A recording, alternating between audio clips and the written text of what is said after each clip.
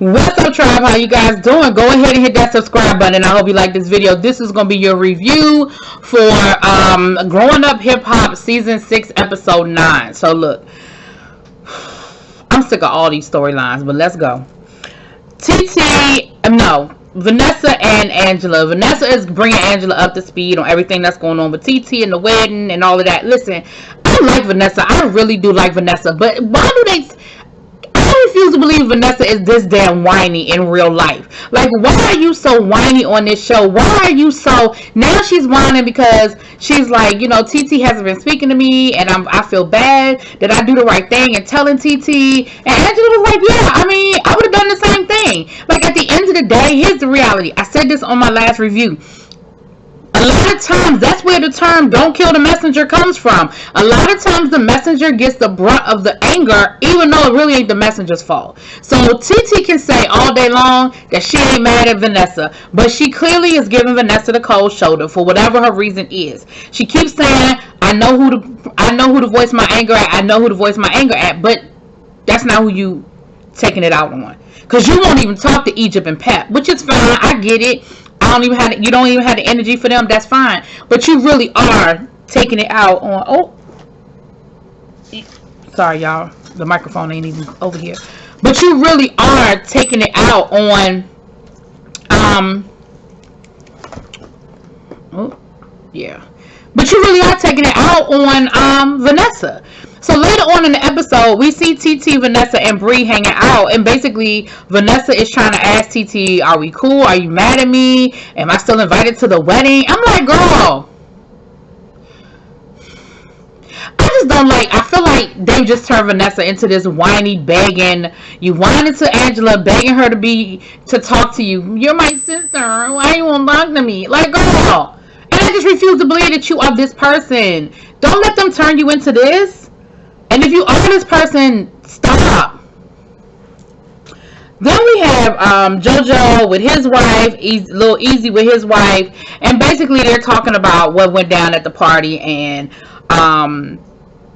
JoJo is telling Lil Easy, listen, you might want to go on and talk to Stevie J, get in front of it because you're a dad and you know you wouldn't appreciate getting a phone call. I mean, Easy admits that he kind of blew his stack a little bit, maybe overreacted, did a little too much, and he, you know, is like, yeah, if my daughter come home and tell me some dude kind of rolled up on her, like, the way she could probably word it and take it back to her dad, yeah, I would feel some kind of way and I would be in my feelings about it. So he's going to talk to Stevie J.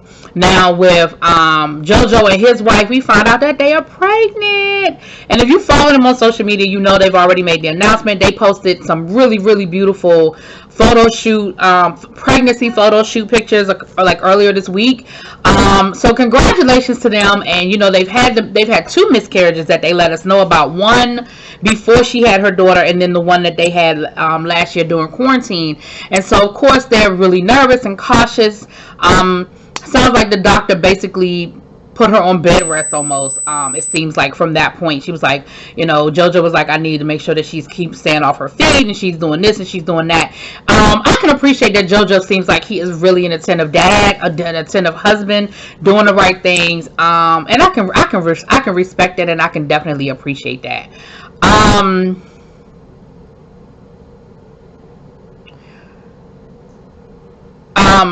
We found out that, you know, they're going to be very cautious about telling people because of what happened last time, because they told everybody, and then when she lost the baby, it was a hard conversation that they had to have, which it really was. Which I've had friends who've had to deal with that, and you know it's a really awkward conversation to have with people, and it's a hard conversation to constantly have to have with people. So moving on.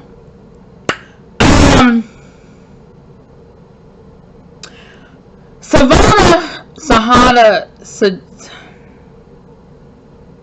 meets up with what's that boy? Egypt boyfriend. Down to I guess it was a men's underwear store, and basically he wants to start a men's underwear line.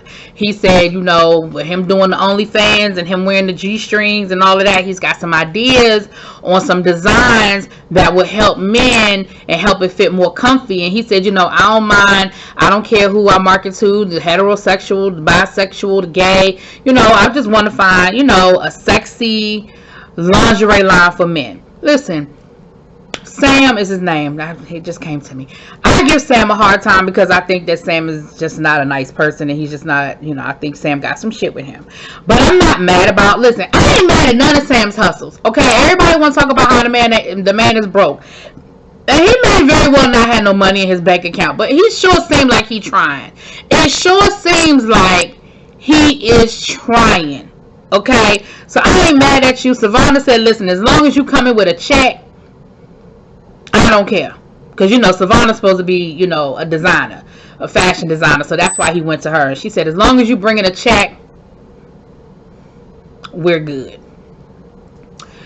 All right, child. So, Pep, Egypt, and Sam have a scene where basically they're discussing what happened with the rumor and how the rumor got back to TT, and Pep is like, it is what it is. And they found out about I think they found out about the wedding because Savannah told Sam about the wedding being postponed, and they keep going back and forth between the wedding being postponed and the wedding being called off.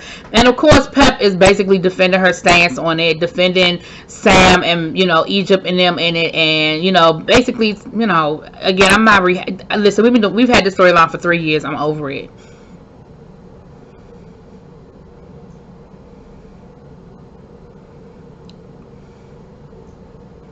I just don't have a whole lot more for Sam, Pep, or Egypt at this point.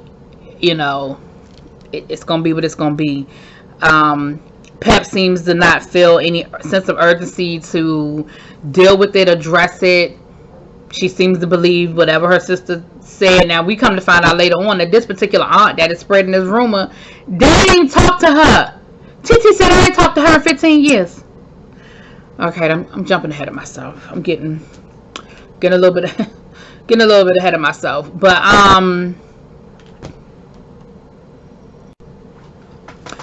so Lil Easy rolls up on Stevie J down to the studio. Stevie J's son look like he's producing. He's in the studio. They got a little group. Yada yada yada. Cool. And Lil Easy, he says, "Listen, let me talk to you for a minute." And he lets him know what happened. And I can feel like he was very honest in saying, "Listen, I kind of blew up a little bit. I raised my voice, and I, as somebody who was kind of stepping, I feel like I owed you that." Father to father, because I wouldn't appreciate my daughter coming back telling me some grown man came at her that way. I got excited. I lost my cool, and I probably said some things to your daughter, and I probably said it in a tone that was disrespectful. And so I just want to come to you man to man and just let you know I apologize, and I really want to clear that up, And he was honest and said, listen, she got a little smart mouth with me, and I probably overreacted. And Stevie J was like, listen, I appreciate you coming to me, but let's be clear. I know my daughter. I know who she is, and you ain't even got to tell me because she's disrespectful to me. And it's been like that her whole life. She's gotten kicked out of school. I've had to deal with her attitude at school and how she talked to other people. So I get it. I appreciate you coming to me, but I get it. And so Stevie J says, listen, he says to little Stevie, tell your sister get over here. He said, if I text her, she ain't going to come. So text her, tell her come over here. We need to talk about something. So Savannah is out with Cree, and they out, once again, she out flaunting all this money. They made such a big deal about this storyline. I'm going to get to that in a second. So they get her to come down to the studio. Of course, she like, what you want me here for? Why you want me to be here? Why you want me here? She walks up in there and she sees Lil Easy and she sees her dad. And of course, she feels some kind of way. She's looking at her brother like, you just set me up. Like, I knew dad was here, but you ain't tell me he was here. Like, you needed to let me know some things because I feel like you set me up. And he was like, listen, I ain't tell you because I knew you wasn't going to come. And we need to talk. I said, I know that's right. So they kind of went back and forth. It got a little heated, but when it was all over said and done, she accepted his apology. He apologized, and they hugged it out. Right? It was what it was. then after they, but Lil Easy had also shared with Stevie J, listen, it ain't my business, but I did notice that your daughter kind of throwing money around a little bit. I'm a little worried about where that's coming from. Ain't my business, but you might want to. I still don't understand how Eazy-E thinks it's his business. But anyway. So Stevie J ends up having a one-on-one conversation with Savannah about it. And basically after they go back and forth, finally she says, I got a business loan. No hoe. I'm sorry, I shouldn't have called that girl a hoe. No little girl. You got one of them PPP loans, one of them COVID PPP loans, and you out here flaunting it, selling it down to the weed store, and flossing on Instagram and buying all of this designer stuff, girl. She told me she got a loan for $40,000. First of all, $40,000 really ain't a lot of money in the grand scheme of things. Not the way you spending it, but one, it's a loan. Two, it's supposed to be for your business. Three, I'm hoping that this is a fake ass storyline, because if by any stretch of the imagination this is a real storyline, you going to jail. Because they got all this video footage that you are spending this money in the way, not the way in which it was intended and or given. Girl, you going to jail. So I really hope that this was just a bullshit storyline and you really didn't take no PPP loan money and was out here on to the growing up hip hop flossing. That's it. That's all I got. That's all I got on that. Now, TT ends up talking to her mom and letting her mom know what's really going on. She said, I've been trying to keep my mama out of this, because at the end of the day, we don't play with my mama. We don't play them kind of games with my mama. My mama is the grand dame, and everybody's scared of her. So I've been trying to keep her out of this, but at this point, there's really nothing. There's no way I cannot tell her what's been going on with this rumor, and the fact that it's her sister that none of us even talk to, that inserted herself into this. And so, of course, her mother got pissed off, and her mother was like, I'm just not understanding why Sandy, because she don't call her Pep, she call her Sandy, okay?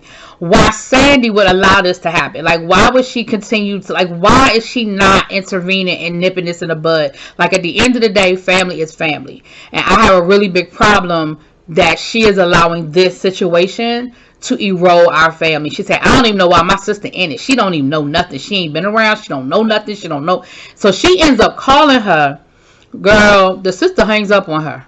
She said, I want to know why you going around spreading rumors about my daughter's fiance cheating on her. Click. I said,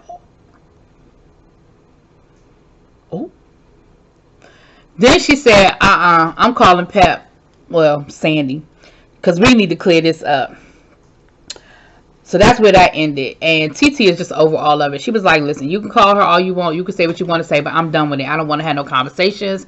I don't want to have no sit downs. I just want her to leave me the hell alone. I just want her to keep my name out her mouth and leave me the hell alone. Anyway, that was Growing Up Hip Hop. Y'all let me know what y'all think. Drop it in the comments. Peace.